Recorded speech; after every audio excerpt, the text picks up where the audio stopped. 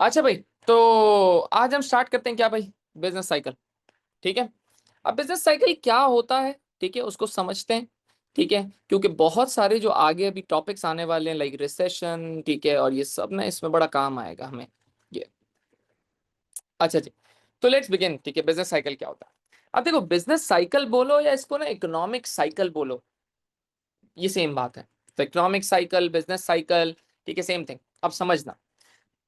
अब ये अगर आप देखोगे ना, तो मैं और ग्राफ को ना थोड़ा सिंप्लीफाइड बनाता हूँ कि पहले ना हम ऊपर जाते हैं, फिर हम टॉप पे पहुंचते हैं, फिर टॉप के बाद नीचे जाते हैं, फिर बॉटम पे पहुंच के फिर दोबारा उठते हैं ऊपर। ये हर इकोनॉमी का रूल है, हर इकोनॉमी का, हर बिजनेस का। आप बोल सकते हो बिजनेस साइकिल में जब हम बात कर रहे हैं तो इकोनॉमी की बात करते हैं। अब देखो, जब हम ऊपर जा रहे होते हैं रास्ते पे, इसको बोलते हैं ग्रोथ स्टेज। क्या बोलते हैं? Growth stage. अच्छा, ग्रोथ का मतलब क्या होता है कि इकोनॉमी बढ़ना स्टार्ट हो रही होती है, जीडीपी बढ़ना स्टार्ट करता है। ठीक है, लोगों को नौकरियां मिलना स्टार्ट होती हैं, मतलब अनएम्प्लॉयमेंट कम होती है। ठीक है, मुल्क का जीडीपी बढ़ता है। ठीक है, ये सारी चीजें होती हैं। अच्छा, जीडीपी का बढ़ना, बिजनेस के प्रॉफिट्स का बढ़ना, बिजनेस की डिमांड का बढ़ना, अनएम्प्लॉयमेंट का कम होना, मुल्क एक अच्छी प्लेस बन जाता है for the businesses and for the for the residents. ठीक है, ये ग्रोथ स्टेज, ये बड़ा अच्छा टाइम होता है, बड़ा अच्छा टाइम होता है। अगर हम ग्रोथ को कंट्रोल नहीं करते, अगर हम ग्रोथ को कंट्रोल नहीं करते, अगर हम ऊपर जा रहे हैं, जा रहे हैं, जा रहे हैं, जा रहे हैं, जा रहे हैं, जा रहे हैं, देखो, हर ऊपर जाने वाली चीज का नीचे आना है, ये तो तय है। ये तो तय है, जो भी चीज ऊपर जा रही है उसको नीचे आना जरूरी है, ये तय है। अब इकोनॉमी में ग्रो कर रही है, ग्रो कर रही है, ग्रो कर रही है, ग्रो कर रही है, कभी ना कभी ग्रोथ का बबल फटता है और इकोनॉमी यूं नीचे गिरती है। लेकिन अब ग्रोथ का बबल फटता है या ग्रोथ बबल कैसे लाती है, बात समझना। अब देखो, ग्रोथ स्टेज में क्या होता है, था इकोनॉमिक एक्टिविटी बढ़ती है, जीडीपी बढ़ रही होती है, इनकम लेवल बढ़ रहे होते हैं, एम्प्लॉयमेंट भी बढ़, बहुत अच्छा अच्छा अच्छा अच्छा अच्छा अच्छा अच्छा अच्छा सब अच्छा चल रहा होता है। जब अच्छा, सभी अच्छा चल रहा होता है ना, तो मसला स्टार्ट होता है। समझना, मसला क्या होता है। इसको बोलते हैं क्या भाई, भाई बूम पीरियड। क्या? जो टॉप वाला पीरियड होता है ना, उसको हम बोलेंगे बूम पीरियड। अच्छा, बूम में ना इकोनॉमी बहुत ज्यादा हीटअप हो जाती है। अब देखो, फॉर एग्जांपल, जब ग्रोथ में अनएम्प्लॉयमेंट गिर रही है, गिर रही गिर रही गिर रही गिर रही है, बूम पे अनएम्प्लॉयमेंट, यूई मतलब अनएम्प्लॉयमेंट वेरी लो होगी। अनएम्प्लॉयमेंट वेरी लो है, अनएम्प्लॉयमेंट वेरी लो है, अनएम्प्लॉयमेंट वेरी लो है, मतलब लोगों की इनकम बहुत ज्यादा है, इनकम बहुत ज्यादा है। अच्छा, इनकम बहुत ज्यादा है, इसका मतलब लोग खर्च करने जाएंगे, लोग खर्च करने जाएंगे, इसका मतलब demand for goods and services बहुत ज्यादा होगी।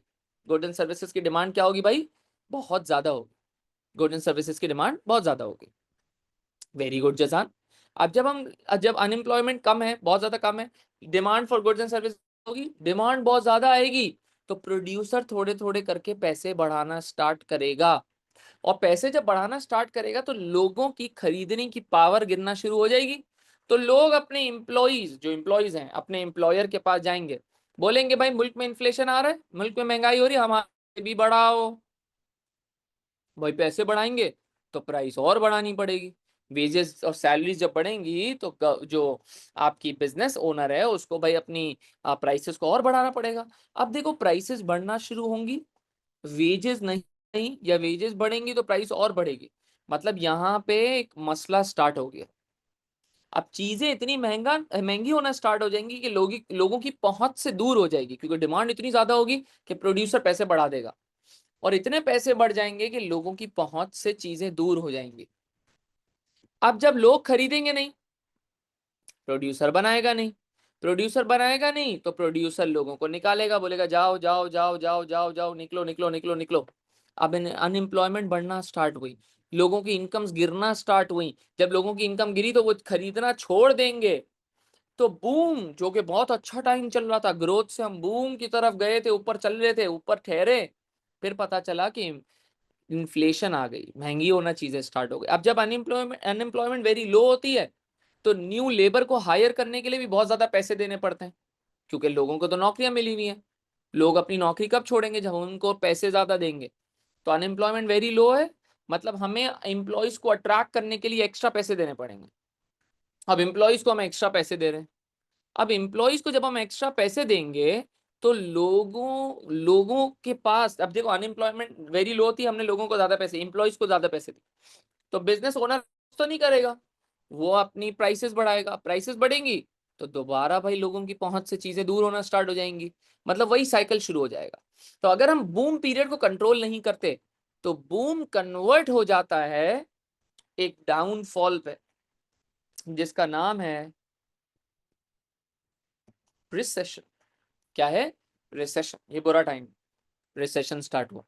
अब रिसेशन में लोग खरीदारी कम करेंगे, एम्प्लॉयमेंट भी गिरना शुरू हो जाएगी, चीजों की डिमांड भी गिरना शुरू होगी, बिजनेस के प्रॉफिट्स भी गिरना शुरू होंगे और मुल्क का बुरा टाइम स्टार्ट हो जाएगा।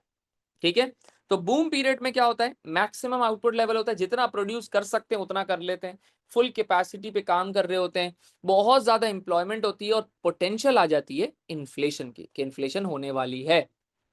अब हम इसको बूम पीरियड को अगर कंट्रोल नहीं करते तो सर कंट्रोल कैसे करेंगे, वो हम लेटर ऑन दिस चैप्टर पढ़ेंगे। अब जब हमने बूम को कंट्रोल नहीं करा तो it would result in a recession, जहां पे इकोनॉमिक एक्टिविटी गिरेगी, बिजनेस के प्रॉफिट्स गिरेंगे, जीडीपी गिरेगी, बिजनेसेस बंद होना स्टार्ट होंगे, बिजनेसेस छोटे होना स्टार्ट हो जाएंगे, अनएम्प्लॉयमेंट बढ़ जाएगी, कंज्यूमर के हाथ में पैसे नहीं होंगे। बिल्कुल ऐसा ही है सर, बिल्कुल ऐसा ही है। मैं बता तो रहा हूं अब्दुल हादी, बूम पीरियड का इन्फ्लेशन से क्या ताल्लुक है, इन्फ्लेशन से क्या ताल्लुक है बूम पीरियड का। देखो बूम पीरियड में सबके पास नौकरी आ गई, सबके पास पैसा आया, पैसा आया, पैसे की मस्ती होगी लोगों को, लोग खर्च करने जाएंगे, जब खर्च करने जाएंगे तो भाई प्रोड्यूसर बोलेगा यार हमने तो भाई जितना बना सकते थे बना दिया। अब प्रोड्यूसर देखेगा कि मेरे पास लाइन लग रही है, लोगों की लाइन लग रही है, लोगों की लाइन लग रही है, लोगों की लाइन लग रही है, जब लाइन लगना स्टार्ट होगी तो भाई प्रोड्यूसर बोलेगा पैसे बढ़ाओ, वो पैसे इतने बढ़ा देगा कि भाई लोग खरीदना छोड़ देंगे। अब जब खरीदना छोड़ा तो भाई प्रोड्यूसर को एहसास होगा तो वो बनाना छोड़ेगा, वो बनाना छोड़ेगा तो वो लोगों को निकालेगा, लोगों को निकालेगा तो और खरीदारी कम हो जाएगी, बिजनेस और कम बनाएगा, मतलब हम ऑफिशियली एक रिसेशन पीरियड में एंटर कर जाएंगे। आई बात समझ में? क्लियर है सबको? अब चलते हैं, रिसेशन को अगर कंट्रोल नहीं करते, अगर इकोनॉमी रिसेशन के लिए, रिसेशन को कंट्रोल करने के लिए, रिसेशन को, रिसेशन से बचने के लिए, रिसेशन से निकालने के लिए कोई स्टेप्स नहीं लेगी तो इकोनॉमी कन्वर्ट हो जाएगी, या इकोनॉमिक साइकिल कन्वर्ट हो जाएगा इनटू अ स्लम्प। तो रिसेशन के बाद आता है स्लम्प, रिसेशन से नीचे स्लम्प आता है, स्लम्प से नीचे कुछ भी नहीं है।